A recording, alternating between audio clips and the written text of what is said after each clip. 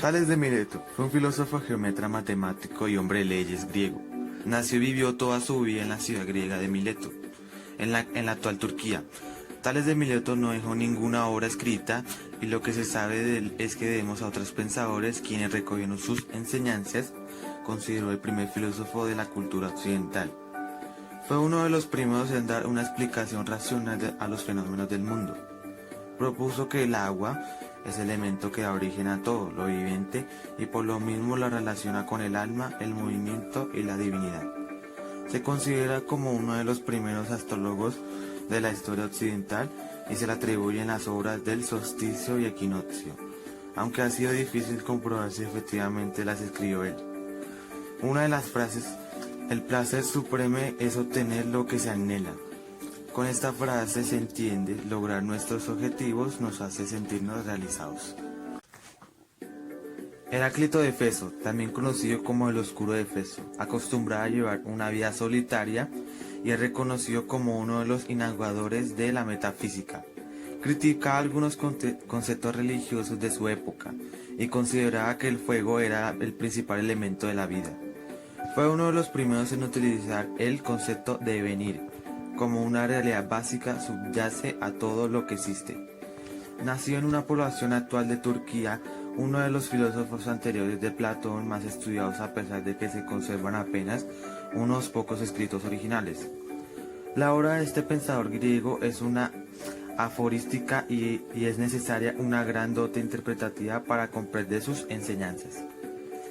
Una de sus frases, nadie se baña en el río dos veces porque todo cambia en el río y en el que se baña. Tal vez su reflexión más estudiada y comentada, todo es efímero, por lo que no podemos afirmar con redundancia en que se sigue siendo el mismo en dos instantes distintos. Pitágoras fue un reconocido filósofo y matemático griego, célebre por ser considerado como el primer matemático puro de la historia. Sus contribuciones tuvieron un impresionante impacto en la matemática, la aritmética o la geometría e incluso la música y la astronomía. El legado teórico de Pitágoras tuvo una importante influencia tanto en Platón como en Aristóteles y en general en la filosofía racional helena. Uno de sus postulados teóricos más estudiados, el teorema de Pitágoras, nos ayuda a conocer las características de los triángulos. Una de sus frases, no seas ambicioso y tacaño, la justa medida es excelente en tales casos. Con esta frase nos llega a entender que el equilibrio está en la salud espiritual según Pitágoras. Demócrito, también conocido como Demócrito de Abdera, fue un gran filósofo y matemático de la antigua Grecia. Nació en Abdera en la región de Tracia. Fue un alumno aventajado de Leucipo, desarrolló diversas esferas del conocimiento y destacó por su concepción atomista de la materia. Aunque se suele considerar como un filósofo presocrático, en realidad fue contemporáneo a Sócrates. Entre sus temáticas más estudiadas se encontraba la astronomía y la teología.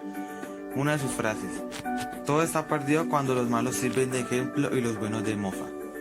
Esta frase nos quiere decir que cuando la ética se pierde ocurren varias cosas. Sócrates es considerado el padre de la filosofía occidental, aunque no se preocupó demasiado por hacer que generaciones futuras lo conociesen. No dejó obra escrita conocida y casi todo lo que se sabe sobre él se debe a los escritos de su discípulo Platón. Una de sus frases, un hombre honesto es siempre un niño. Para Sócrates la honestidad estaba muy relacionada con el modo en el que los niños siempre se hacen preguntas sobre lo que saben y están abiertos constantemente a la posibilidad de admitir lo que creían cierto o no lo era. En mi concepto, las similitudes entre Tales de Mileto y Heráclito era que concebían la vida o el inicio de la misma de los elementos agua, Tales de Mileto, fuego, Heráclito. Demócrito y Sócrates hablaban de la virtud como principio de ética. Se reconoce como una teoría moral que se basa en el reconocimiento del bien y la justicia.